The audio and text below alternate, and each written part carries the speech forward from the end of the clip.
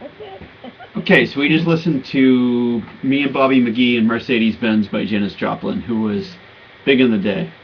So, Yeah, totally loved her, and it's another one of those horror shows like Jim Morrison and all of them. But I thought she was just the coolest thing, and but again, she wasn't. Her voice wasn't a beautiful voice. Her voice was had character. And I mean, she could belt it out and sing a song, but you wouldn't say that's a good voice, like clear and.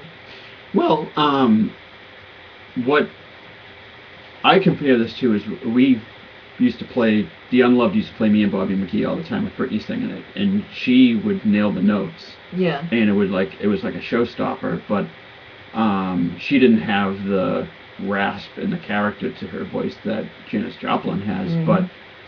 those notes were friggin' impressive as all hell to be able to hit them. Uh huh. So I would say that even though Janis Joplin had character in her voice, she certainly had talent and range and Yeah. all sorts of stuff. I wouldn't never say that she was a bad singer by Oh, any I means. wasn't even saying that. I loved her voice, and you could never ever hear her without knowing that it's Janis Joplin. But and Me and Bobby McGee was like the like such an epitome of hippie times song, and I just loved it. And it was like the words at that time meant a lot to young people like us who thought we were free and doing the freedom thing. And she was just a character, but she was bullied growing up, and she didn't think much of herself, and she didn't think she was attractive. She had no self-esteem, but when she got on stage, she was like a powerhouse, and it was a sad story. Another one, gone too soon. Well, that's the kind of shit that makes people play music, is that sort of like bullying and Yeah. everything.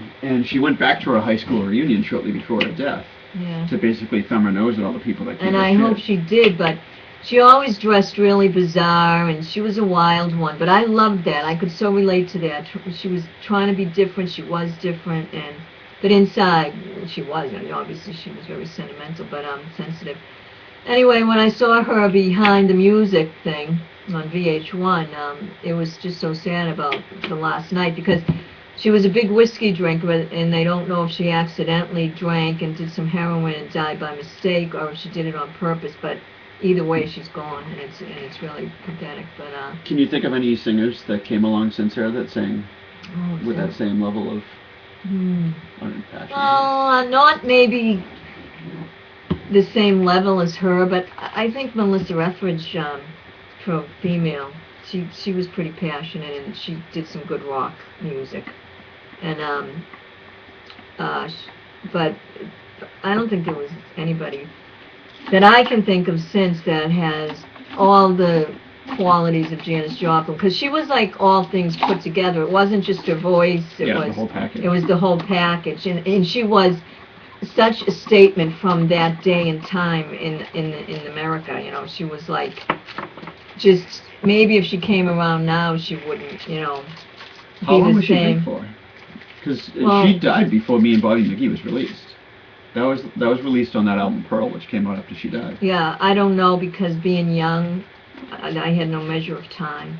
I just know that she had some radio play, and what they didn't play on the radio, I found and played on records just because I loved her stuff because I just did, and so I can't tell you how long she was big for because when you're young, you don't think in terms of years or whatever. You just Okay. Well, that's that. Let's try some John Lennon stuff. oh man, that's another one.